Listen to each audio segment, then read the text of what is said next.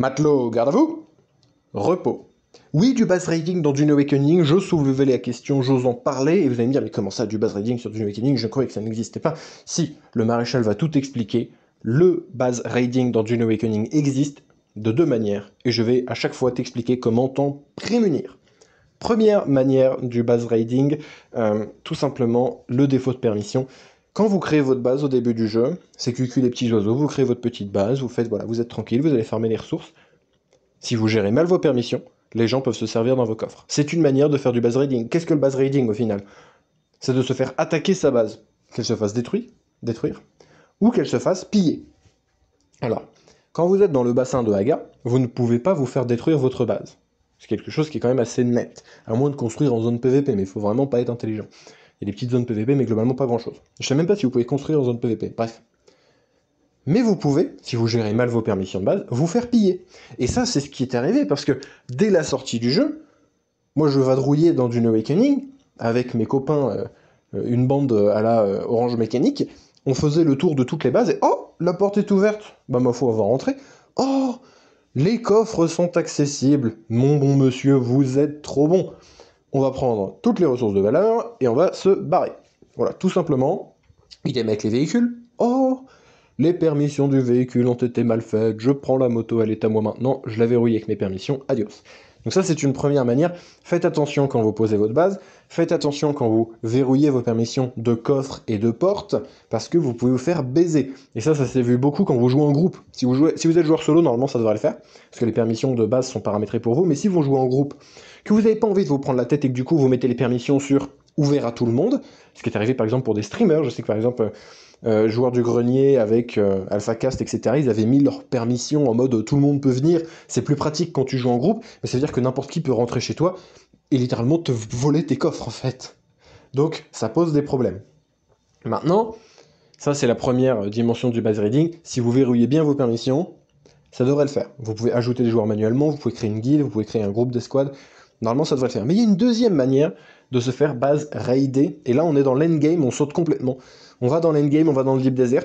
Donc le Deep Desert, c'est une énorme map PVP, 9 fois la taille de Conan, de Conan Exile, et vous avez donc une première bande, on va dire que c'est un jeu d'échecs, vous avez des cases. Et vous avez la case A, qui est l'entrée dans le Deep Desert, où là c'est une zone PVE. Vous pouvez notamment poser une base. Et ensuite la case B, C, D, E, E, F, G, H, etc. Là c'est du zone full PVP. Vous pouvez construire en zone PVP.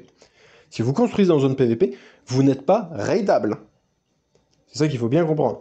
Quand vous construisez votre base en zone PVP, tant que vous alimentez vos générateurs, faites attention à toujours alimenter les générateurs, même en zone PVE.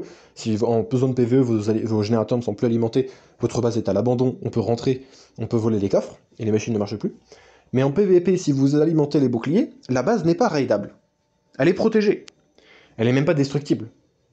Par contre, s'il y a une tempête des sables, pendant 5 minutes, votre base, toutes ces protections sont désactivées. Ça veut dire que si tu as construit une base dans la zone PVP du Deep Desert, qui on rappelle est la majorité de la zone, j'attends qu'il y ait une tempête, la tempête passe, je pète le mur, je rentre, je casse la console de Subfif, donc la console de sous-fief que tu as mis, je la remplace par la mienne, ta base est à moi. Ou si j'ai pas envie de me faire chier, juste, je vais fouiller chacun de tes coffres et je prends ce qui m'intéresse. Mais j'ai 5 minutes, c'est pour ça que c'est mieux de casser la base de Subfif. Et c'est une manière de raid, d'une certaine façon, les bases construites dans le Deep Desert, parce que, il suffit qu'il y ait une tempête, 5 minutes de délai, c'est court, mais pour quelqu'un qui sait quoi faire, c'est long. Tu rentres, tu pètes un mur, tu rentres dans la base, tu trouves le subfif, tu pètes le subfif. Et donc là, il y a deux dimensions pour se protéger de ça. Première solution, ne construisez pas dans la zone PVP du Deep Desert. Bah oui, quand même plus simple, parce qu'en zone PVE, ça c'est pas possible. Et vous n'avez pas forcément besoin de mettre une base en zone PVP pour du relais. Ou alors, si vous construisez une base en zone PVP, ce qui est possible quand tu vas chercher dans des anneaux d'épices qui sont très loin, que tu as besoin d'une base intermédiaire pour ralimenter en fuel, en munitions, gérer des respawns, etc. Ça peut être bien d'avoir des bases intermédiaires proches des lieux qu'on va exploiter. Mais si vous faites une base, assurez-vous de la protéger. Premier point. D'avoir des gens dedans qui peuvent faire du PVP si jamais il y a une tempête. Notamment, si vous savez qu'il y a une tempête, prévenez les gars pour qu'ils se connectent et qu'ils viennent aider s'il y a un problème. Deuxièmement, cachez la console de Subfif. Parce qu'au bout de 5 minutes, le courant revient et d'un coup, paf, La base est entièrement verrouillée, coffre inclus. Donc si vous cachez la console de Subsif et qu'ils ne la trouvent pas dans les 5 minutes, ça revient, ils sont baisés.